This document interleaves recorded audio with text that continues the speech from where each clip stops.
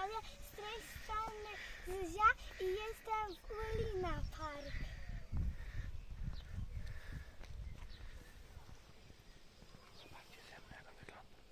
Zobaczcie, jak on z góry wygląda.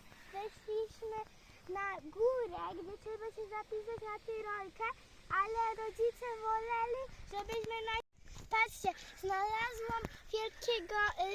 znalazłam tutaj wielkiego ślimaka, który jest naprawdę bardzo duży. Ślimak, pokaż rogi.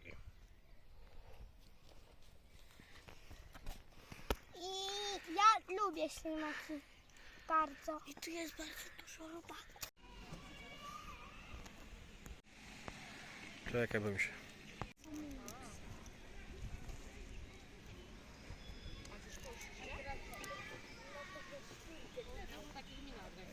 Co to jest? Nie wiem.